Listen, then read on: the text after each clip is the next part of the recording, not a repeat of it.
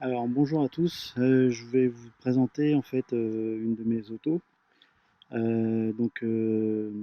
Voilà, donc c'est une Ford Focus RS 500 que j'ai achetée neuve en 2010. Donc en fait pour l'histoire de cette voiture, Ford a sorti en fait 500 derniers exemplaires avant l'arrêt total de la Focus RS version 2. Donc, pour vous présenter un peu les différences entre une Focus RS entre guillemets dite classique et une RS 500. Donc déjà en fait vous avez ce qui s'appelle le covering noir mat. Donc en fait sous la voiture, enfin sous le covering, c'est en fait une peinture métallisée noire. Donc en fait ici on voit bien que c'est une sorte de scotch en fait adhésif on va dire déposé donc par 3M. En fait, pour l'histoire, la voiture était finie d'être construite à Sarre-Louis, à l'usine Ford.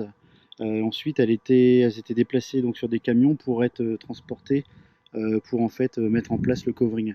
Donc en fait, il y avait plusieurs personnes en fait qui s'attelaient pour mettre le film noir mat sur la voiture.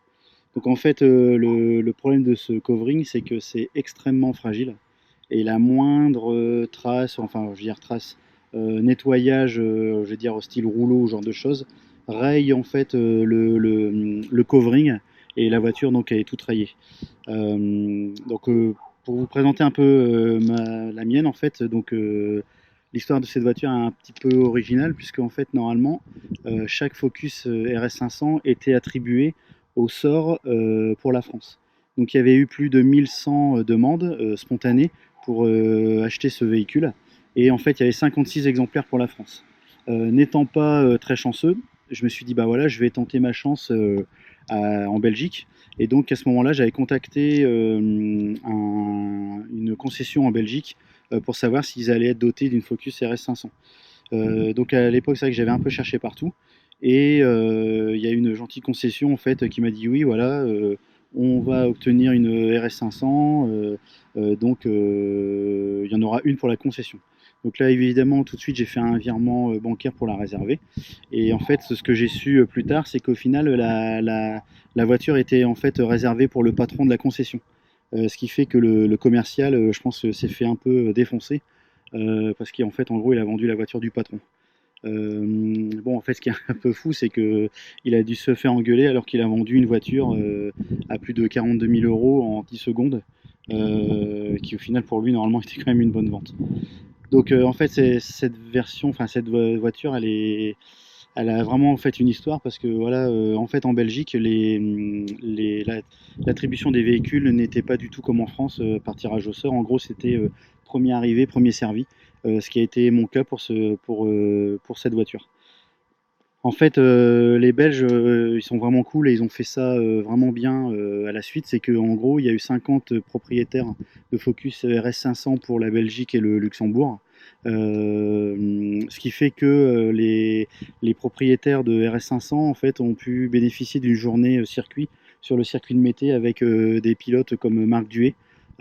Qui en fait vous permettait de montrer un peu le maniement de cette voiture sur circuit. Moi étant collectionneur, en fait, le but c'était, je voulais garder en fait, je pense pour l'histoire, une voiture qui était totalement d'origine et dont je ne roulerais en fait quasi jamais, voire jamais. Donc en fait, cette voiture-là est vraiment, je pense, un peu spéciale aujourd'hui parce que par rapport à l'âge, donc quand je l'ai achetée, elle avait 17 km au compteur et en fait, ce qui est rigolo, c'est que là, je l'ai déplacée pour faire cette petite vidéo. Je pense qu'elle devait avoir 17 km et 900 mètres entre guillemets. Et là, en fait, elle est passée aujourd'hui à 18 km. Donc, je vous montrerai après le compteur pour la petite anecdote. Donc, en fait, pour revenir un peu sur l'histoire de cette voiture, donc les différences, c'est que là, elle fait 350 chevaux, contrairement à 305 chevaux pour les Focus RS entre guillemets dites classiques.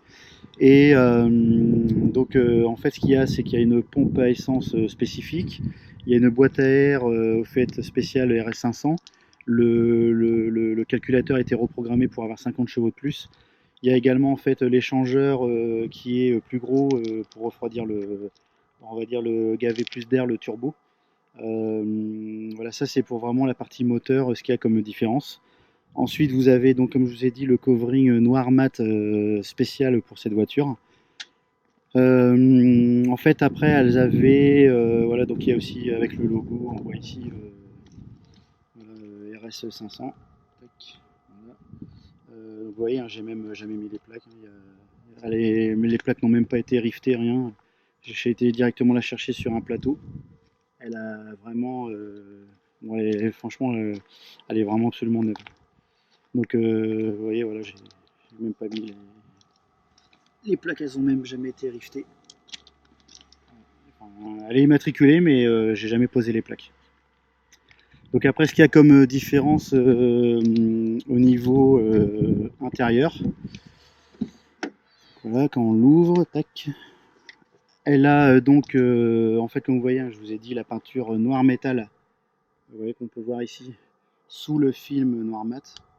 Voilà, donc on voit la partie noir mat du scotch, enfin du film 3ème, plus voilà, la partie noir métal.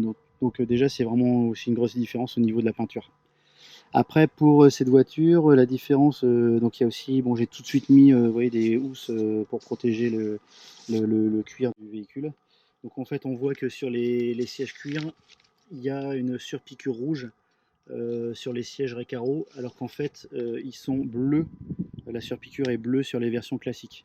Vous avez aussi les surpiqûres sur les panneaux de porte, qui sont également rouges, et qui sont bleus sur les versions classiques. Également sur le volant, on voit bien les surpiqûres rouges, voilà, sur le volant. C'est une autre différence. Et voilà, comme je vous disais tout à l'heure, le kilométrage aujourd'hui, elle a 18 km. Voilà.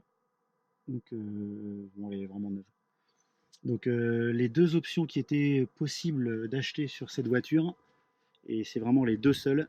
Et en fait, ces options pour l'histoire n'étaient pas choisies par le propriétaire, mais par le pays qui recevait les véhicules. C'est-à-dire que pour la France, en fait, donc je vais déjà vous décrire les deux options. Les deux options, c'était le pack, alors je sais pas s'il s'appelle pack techno, je sais rien, mais c'est le pack avec le grand écran ici, avec le GPS et la caméra de recul intégrée. Et la deuxième option, c'était les sièges avant tout cuir rouge. Voilà, c'était les deux seules options qui étaient disponibles sur cette voiture. Et comme je vous disais juste avant, les options n'étaient pas choisies par le propriétaire, mais elles étaient choisies par le pays qui recevait les véhicules.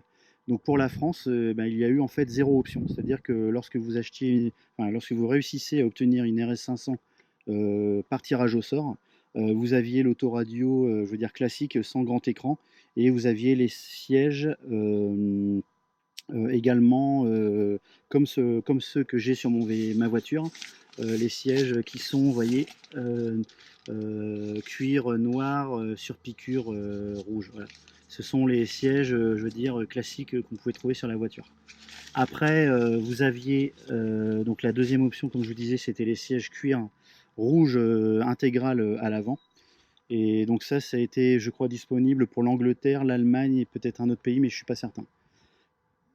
Ensuite, donc moi sur la mienne, comme elle vient de Belgique, en Belgique, la seule option qui était disponible, enfin qui était fabriquée en fait pour les 50 clients, c'était avoir le pack techno là, avec donc le grand écran et la caméra de recul qui se situe, je crois, ici. Voilà, exactement voilà, la caméra de recul qui est ici. Voilà. Donc on peut voir. Voilà. Après, donc ça c'est vraiment les grosses différences. Et sans oublier aussi la plaque numérotée. Donc en fait moi la plaque c'est la 266 sur 500. Là c'est pareil, c'est totalement mis au hasard, je pense au niveau de la production. Puisque moi j'ai vraiment mon bon de commande, enfin il faudrait que je revérifie, mais je l'ai vraiment commandé quasi un des premiers en fait, parce que j'ai dû attendre plus de 6 mois je pense la voiture. Donc, j'ai pas du tout pu choisir mon numéro ni rien du tout.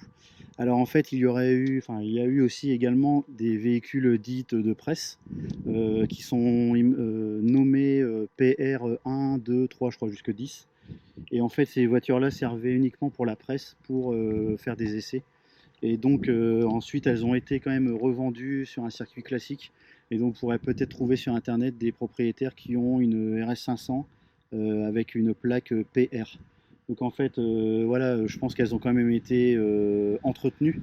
Mais étant une voiture de presse, vous vous doutez bien que lorsque les gens, enfin les journalistes utilisent, enfin veulent faire un comparatif ou des tests sur ce genre de voiture, vous vous doutez bien qu'elles ne roulent pas doucement pour pouvoir être malmenées et testées pour pouvoir justement voir les limites de la voiture. Donc là, vous pourrez en trouver, enfin, de temps en temps, on en voit à vendre sur Internet. Voilà ce que je peux vous dire sur cette voiture. Après, oui, et j'ai oublié aussi les jantes spécifiques teintes en noir avec les étriers RS rouges. Voilà. Vous voyez, bon, bah, de toute façon, elle est neuve. Tac, voilà. Donc ça, c'était aussi une spécificité pour la version RS 500. Donc là, franchement, la voiture, je l'ai achetée et je l'ai directement mise dans mon garage. Et vous voyez, je la ressors, on va dire, entre guillemets, 8 ans plus tard. Bon, voilà, de temps en temps, je la démarre, bien sûr, hein, mais c'est vraiment, je crois que c'est le plus long trajet qu'elle a dû faire aujourd'hui. C'est pour ça que le compteur a dû bouger de 1 km alors que ben, je pense que ouais, voilà, j'ai dû faire même pas 100 mètres, mais elle devait être à 17 km, 900 ou 800. Voilà ce que je peux vous montrer sur cette voiture. Donc pour moi, c'est vraiment une auto passion parce que c'est une voiture qui a vraiment une histoire et en fait, c'est vraiment la première voiture que j'ai pu acheter neuve pour compléter ma collection parce que c'est des voitures en fait qui ont été très très dures à acquérir et donc bah, je vous assure que je suis assez fier de pouvoir en avoir une et surtout dans cet état. Voilà, donc après, vous voyez, bah, le béquet, tout ça, c'est le même hein, que sur les RS classiques. Donc, pour ceux qui ne les connaissent pas bien, les versions classiques font 305 chevaux. Et il y a eu trois couleurs, donc blanche, qui était donc la peinture de base, en fait. Le prix de base, c'était, on va dire, blanche et sans pack techno et des sièges en tissu. Après, il y avait donc la version bleue qui était, je crois, une option à 700 euros. Et après, il y avait la peinture vert austral qui est, bah, c'est voilà, c'est un peu la couleur un peu emblématique sur cette voiture, le vert austral. Et là, l'option était à 1400. Donc pour la petite anecdote, ce que beaucoup disent, ouais, une RS 500, c'est juste un film et 50 chevaux de plus, et que en gros, on l'emmène chez un préparateur et il met 50 chevaux en 5 minutes. Je ne vais pas dire non, parce que de toute façon, c'est possible. Mais par contre, voilà, c'est une voiture qui a une puissance fiscale spécifique. Donc c'est 25 chevaux fiscaux en fait contre je crois 21 pour les RS classiques. Après c'est vraiment une exclusivité par rapport au le fait de réussir à trouver voilà, le bon modèle.